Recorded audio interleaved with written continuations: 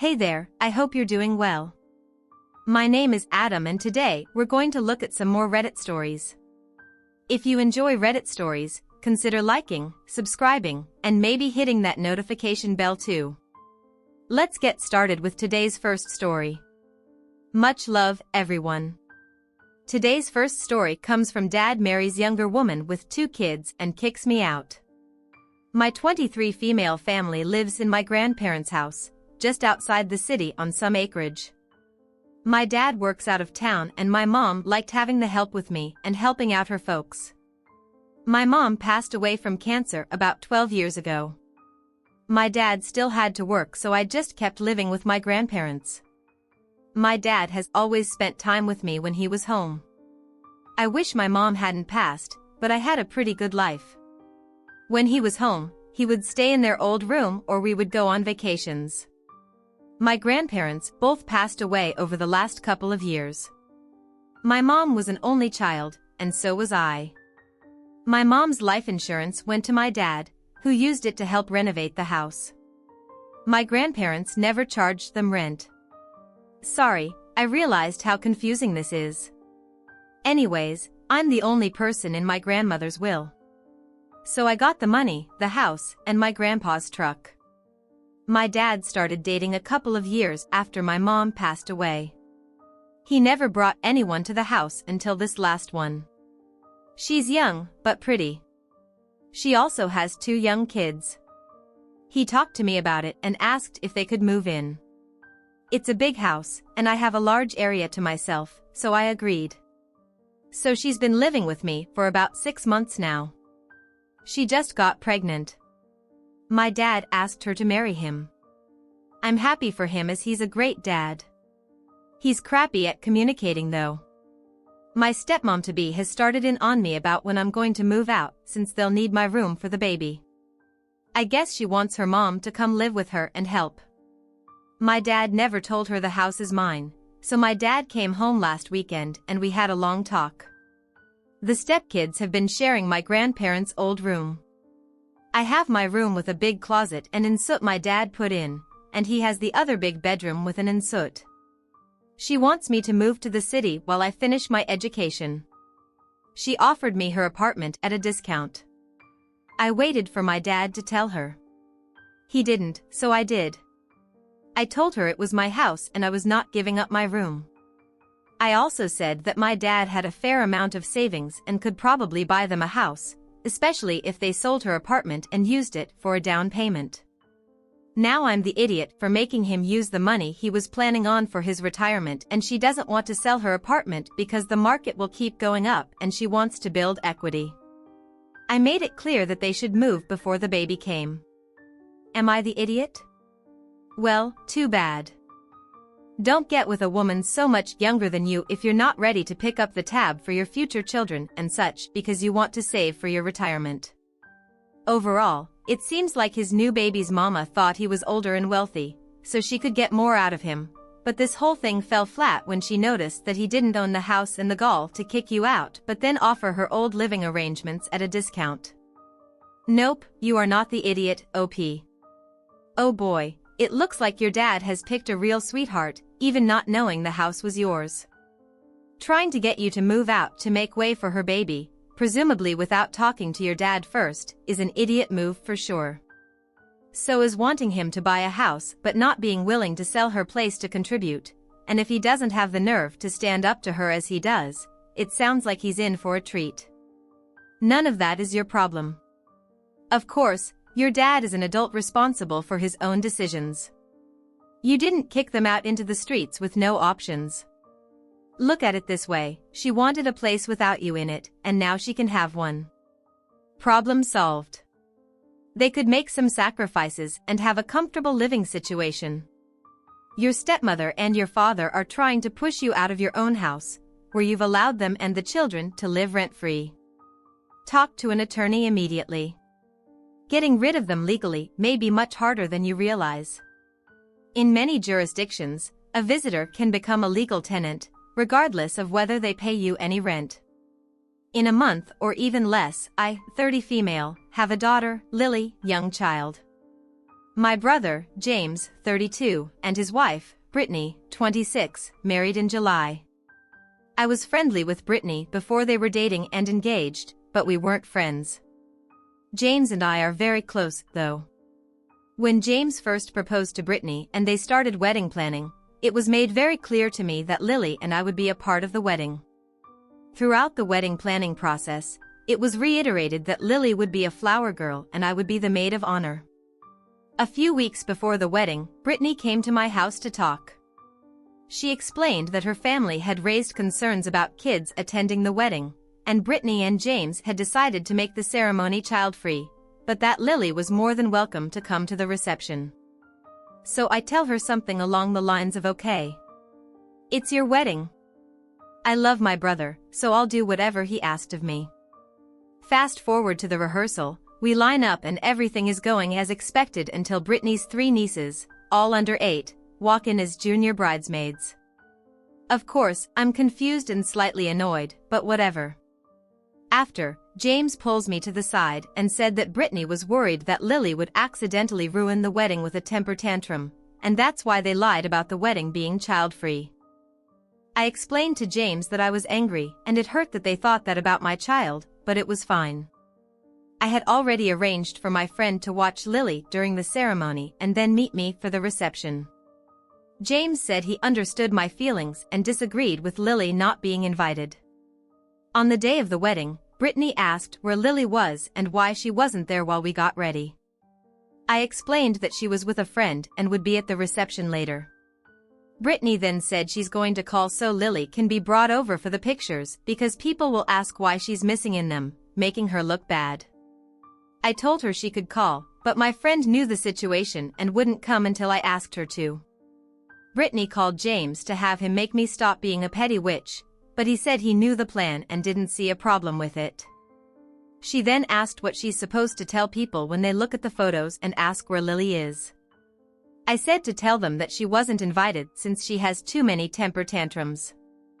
After that, she called me a witch and said I was taking things too personally. After that, the wedding was awkward to say the least. There was a lot of drama within the wedding party that had nothing to do with this situation. James texted our family group chats with a link to the wedding photos.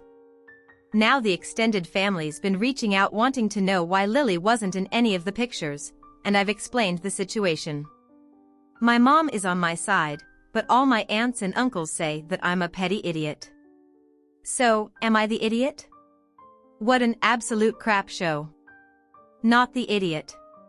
Your daughter wasn't invited, so why would she be in the pictures? Although I'm curious, why is your family so concerned about your daughter having a temper tantrum? Is this a pattern with her? How are you a maid of honor without knowing that other kids would be involved in the wedding? No, she doesn't throw temper tantrums regularly. It's definitely not a pattern and is very out of the norm for her. I was originally just a bridesmaid, but drama within the wedding party is the reason. Brittany promoted me to maid of honor. The bride and groom made their choices clear. Who comes and doesn't is their choice, nobody else's. Lying to you about it was super crappy, no excuse for them. They're trying to have their cake and eat it too, make it seem like the kids were warmly welcomed when in fact, Lily was coldly excluded. It's their wedding day, and you must respect that, but that doesn't mean having your daughter become a prop for the official photos or assisting them in misleading the family and relatives by implying Lily was invited when she wasn't. Exactly. She got her wish.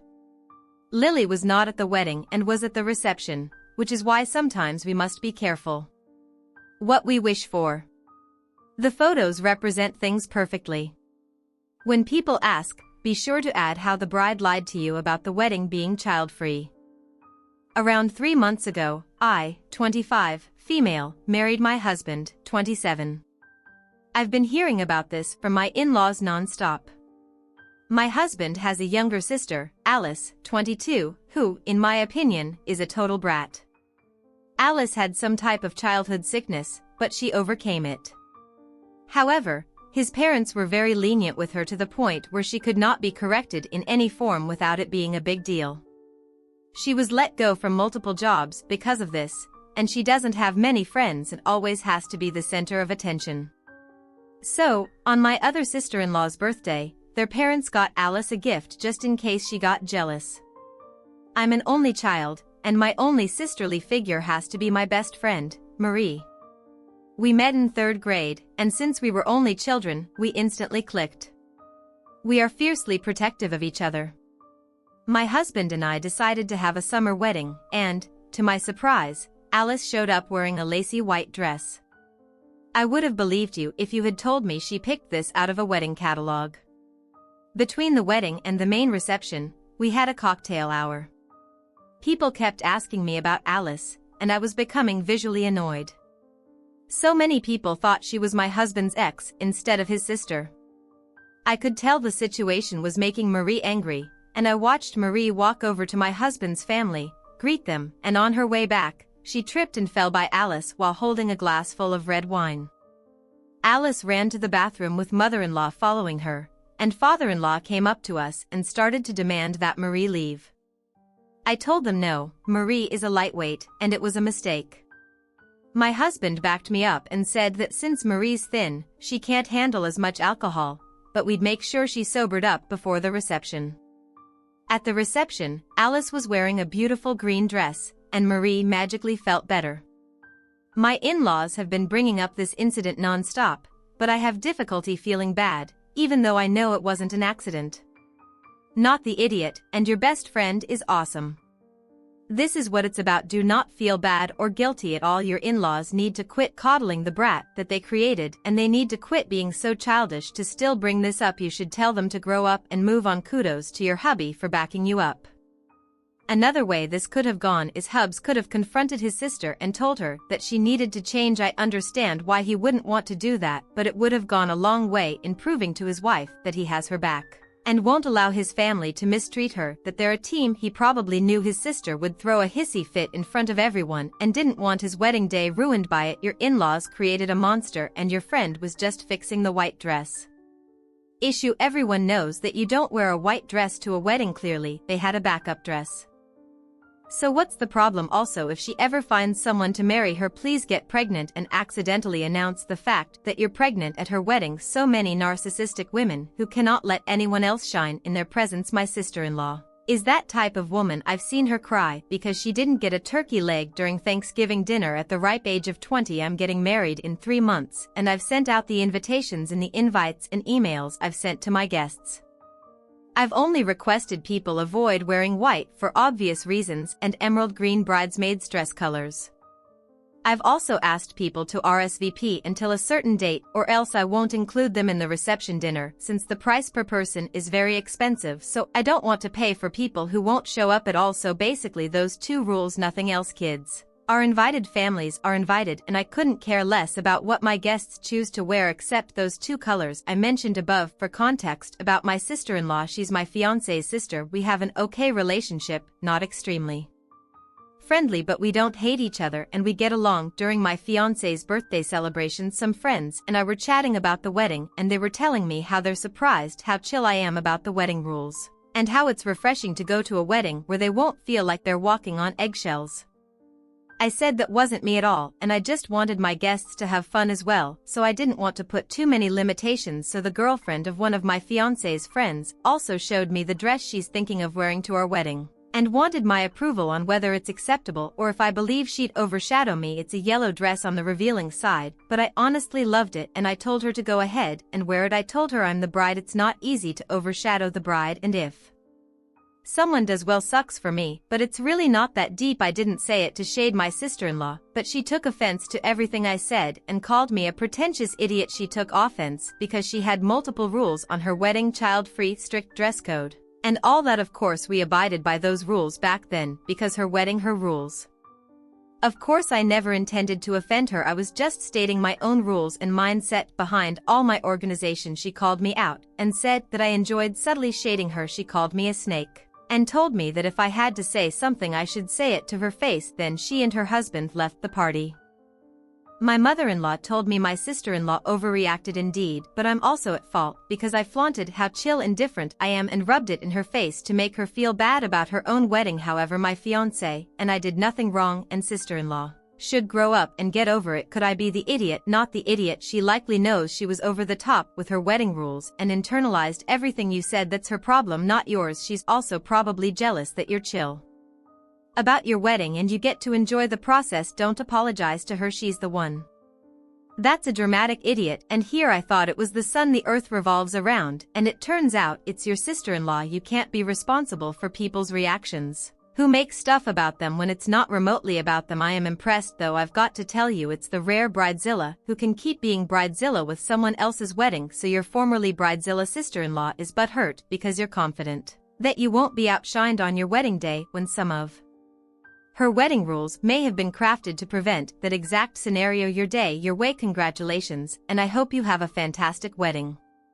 We, the company, had a new employee, Christina, working in our section, and she's a nice lady in her late 30s. She's married with kids. We had several conversations before we were close by, and one time she was sitting and moved to the side, and her already showing cleavage got clearer. The office got awkward, and the guys there looked down. It was obviously something minor, but it kept happening. I had a couple of our male coworkers complain to me about Christina's cleavage. I'm more of a tomboy woman, so the men feel comfortable enough around me. They were saying that having to be forced to encounter a similar situation to the one I mentioned makes them uncomfortable. I couldn't help but notice that all the clothes, tops specifically, that Christina wears are designed to show cleavage. I brought it up to her the next day and casually pointed out how her cleavage was showing. She said nothing, just nodded at me, so I went ahead and asked if she deliberately wore clothes that showed her cleavage. She looked offended and asked if there was a problem. I flat out said that it felt weird to me if that was the case, and that a married woman is okay showing her cleavage in a professional workplace with male coworkers around. She got upset and asked how it was any of my business what she chose to wear. Respectfully, I told her she could wear whatever she wanted, but some employees just don't feel comfortable having to be exposed to this kind of stuff at work. She told me that it was none of my business and that those who have an issue with her clothes should stop being cowards, hiding behind me, and come talk to her face to face. We argued, and some of my female coworkers agreed with me, though they said I could have phrased this better. Christina started avoiding half of us, which seemed unprofessional because part of our job is to interact, but she chose to stay away. I tried talking to her, and another argument started with her saying she takes this to the administrators if I keep it up, but I really was just trying to talk things out. Am I the idiot for what I said to her? Those male colleagues must be very proud of you. That's what your behavior is about, right? You're not like the other girls. The boys like you. Her cleavage is none of your business, idiot. Suppose she does want to wear tops that showcase her décolletage. This is not anyone's business. Her sartorial choices are hers. What you and the men in the office are doing is body shaming. If I were her, I would go to HR with this. If the men in the office are uncomfortable, maybe someone needs to have a talk with them about self-control. Shame on you for getting in on this. You are the idiot and way out of line. Being a woman doesn't give you the right to dictate dress for your coworkers. You're not her boss, you're not even quoting a dress code violation, you're just trying to force her to align with what you decided is right. Being married with kids is irrelevant information. Keep your nose in your own business, and if other employees try to gossip to you, then keep it to yourself. I'm going to turn this one over to you. What do you make of this situation? Share your thoughts in the comments below, and as always, a huge thank you from the bottom of my heart for getting involved in today's stories. Your love, support, and time mean the world to me. So, thank you so much for being part of this. I really appreciate your time. I'll see you in the next one. Take care and much love.